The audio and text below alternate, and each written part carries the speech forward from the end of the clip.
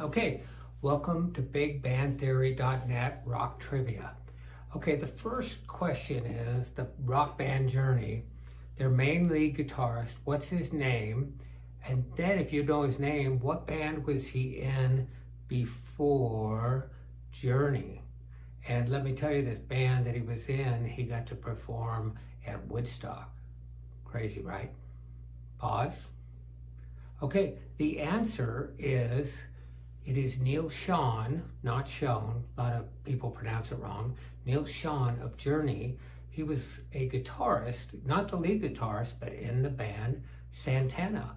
And he actually was in the band when they played at Woodstock in 1969.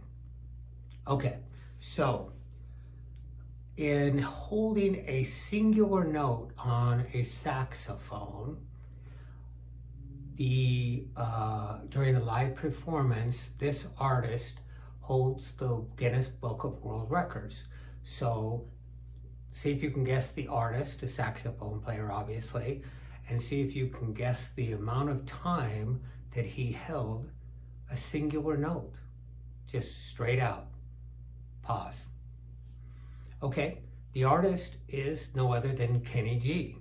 And although he gets a hard time for some of the smooth jazz he does, he is an amazing saxophone player. So don't just think that all you hear is all he's about. He's amazing. Secondly, he actually held a note 49 minutes long. And at first you're going to go, well, wait a minute. You would die if you held it over 4 minutes. There's actually a thing called circular breathing, where he can breathe in, hold air in his mouth, sort of as a pocket, blow up his mouth, and then at the time he's blowing out a note, he's sucking in new air. So circular breathing, Kenny G, world record, 49 minutes. Pretty cool, huh? Okay, rock band trivia, BigBandTheory.net. Okay, so this question is basically, if you took 100 great lead guitarists from rock history, took 100 of them, how many out of 100 would you think actually read traditional music?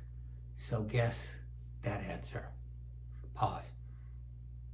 Okay, I don't know the for sure answer, but I've known well over 100 great musicians, and you might be lucky if 1 out of 100, so we're going to say 1 or 2%, 1 out of 100 actually know how to read music. So if you're a new guitarist and your teacher wants you how to read music, I'd say forget about it. Guitar is about chords, and if you're going to lead leads, all you need to do is learn the position for the different scales and take off. You're going to waste 6 months learning to read music and you never need it again. So do not do that. Also, there's a tablature. So then there's a whole different way guitarists can talk to each other. You don't have to read music. It just says what string you're on, what fret you're on, and has some other cool things. So if you're starting out guitar, don't waste your time reading music. You'll waste 6 months before you even learn Twinkle, Twinkle, Little Star. Okay? Okay, so rock trivia, big band theory. I'm going to ask you a question. Of course, a lot of these answers are my opinion, and so just understand that. But which instrument in the world is the best, and why is it the best? Pause. Okay, here's the answer. Guitar, guitar, guitar. So first of all, I'm just going to go with monophonic versus polyphonic. Guitar is a polyphonic instrument. You can play chords. You can play up to 6 notes at a time. Piano is a polyphonic, banjo, ukulele, harp, mandolin. That's about it. If you look at a whole orchestra, they're all playing 1 notes at a time. So quickly, all of those instruments fall out. You can't even write a song. You can't play a chord. So now you got chords. Now, with guitar, with piano, it's actually a percussion instrument, by the way. You can play 1 middle C, loud or soft. A piano is big, and that's it, a middle C. On guitar, there might be 3 different places you can play a C. Here's where it really gets good. So not only a guitar is compact, you can bring it everywhere, there's acoustic electric. There's different pickups, there's different picks you use, finger picking, nylon string, wound strings, copper strings. We're just getting into it. Then when you play a C note, did you slide up to it or slide down? Did you bend up to it? Are you adding vibrato onto it? Are you hammering on or hammering off? Do you do a pinch harmonic over the top? Do you put your palm on the string as you click it and mute it? Do you use a nylon pick, a soft pick, or your fingernail, or even your soft hand? Do you hit it and pop it with your thumb? Do you use a slide when you go? Do you actually have any distortion? It goes on and on and on. A guitarist in rock, when you hear him play 3 notes, you can tell Carlos Santana from Eddie Van Halen to any of the greats. It is just amazing guitar. So the answer is guitar, guitar, guitar. Okay, trivia question. So this is bigbandtheory.net. So Kansas, one of my favorite bands, Steve Walsh left the group. I'm not exactly sure why he left, and I don't think it matters, but they had to have an audition for somebody that could sing great, have a high register, and play keyboards. And that's a pretty tough bill to fill, especially when you're sort of a progressive rock band, very difficult music.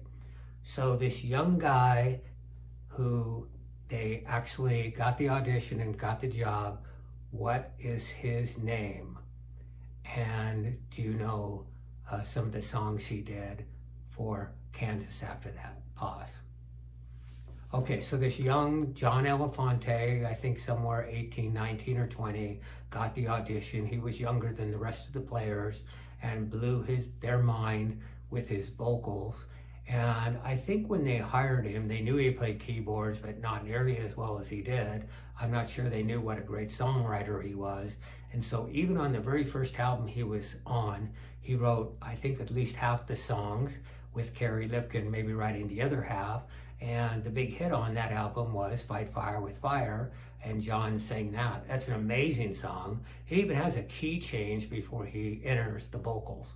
So that is amazing. Then on the next album he played with them, and he sang Play the Game Tonight, amazing. And of course, I'm plugged in this because he's a friend of mine now, and he's one of my top 3 favorite singers. Okay, trivia question, bigbandtheory.net. On the Genesis music, they have, I don't know if you call it Abaca, but it's A-B-A-C-A-B, Abacab, I guess you would say. And what is Abacab, that those letters, what did they represent? A-B-A-C-A-B. Pause. Okay, it was actually a way that they could remember a particular song they had.